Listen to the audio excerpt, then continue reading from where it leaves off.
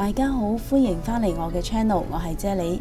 咁而家開始秋冬轉季啦，咁呢個季節呢，就最容易引起我哋肺熱嘅喎。咁肺熱嘅症狀呢，通常就會令人覺得個心口好翳啦，同埋氣喘啦、呼吸困難啦，或者係有痰但係咳唔到出嚟咁樣咯。咁我今日呢，就會同大家分享一款清心火、清肺熱咳同埋清濃痰嘅湯水啦。咁我呢度呢，就用咗2個去咗心嘅水果嘅。咁我另外要用嘅一個法寶就係馬蹄啦。我呢度用咗大概8-9粒左右啦。咁揀馬蹄呢，我就會揀呢啲定短嘅，越短就越好。咁樣嘅馬蹄呢，先至會爽甜同埋多汁嘅。但係呢，長定嘅馬蹄呢，佢就會有澀味啦，同埋多渣啦。同埋粒馬蹄摸落係堅挺嘅，唔係腍嘅，因為腍嘅馬蹄呢，就已經係爛㗎啦。咁馬蹄嘅功效呢，最主要就係清心降火啦，同埋清肺燥啦、降肺火嘅功效啦。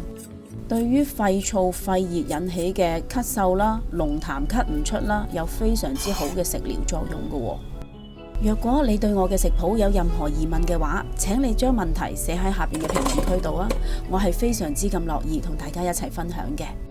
咁但凡有濃痰嘅症狀呢，都係身體有炎症嘅表現嚟嘅。咁粟米芯呢，佢就有非常之好嘅抗炎作用啦。無論係咽喉炎啦、膽囊炎啦、腎炎啦，甚至乎係腎結石呢，佢都係有一定嘅食療作用嘅喎。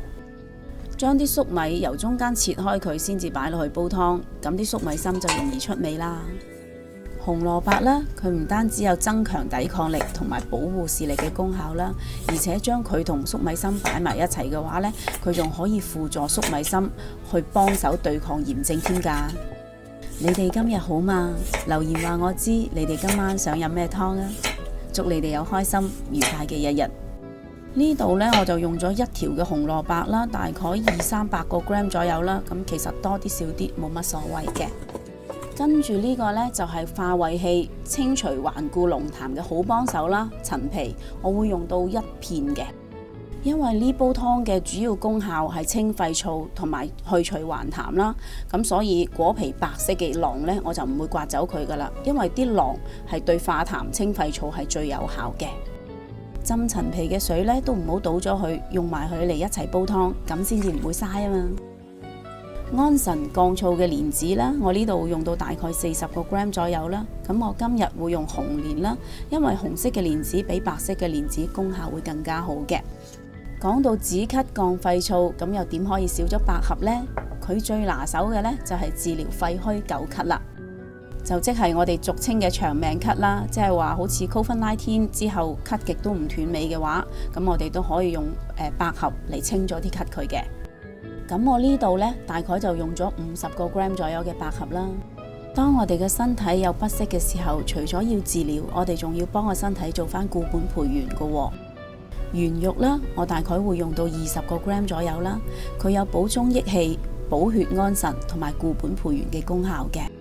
咁揀圓肉呢，我通常會揀一啲顏色比較深啦、果肉比較厚嘅圓肉啦，呢啲係屬於比較上乘嘅圓肉啦。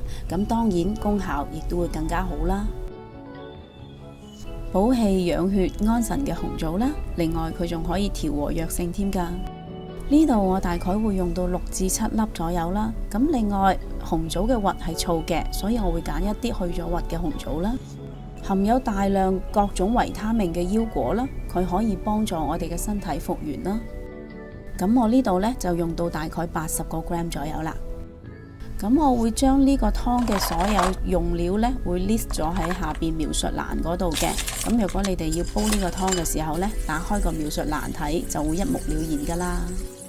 上述介紹嘅所有乾品食材呢，佢哋喺製作嘅過程中呢，都會沾上一啲嘅沙石塵啦，甚至乎係眼睛睇唔到嘅蟲卵啦，所以我通常都會將佢清洗3-4次先至煲湯噶喎。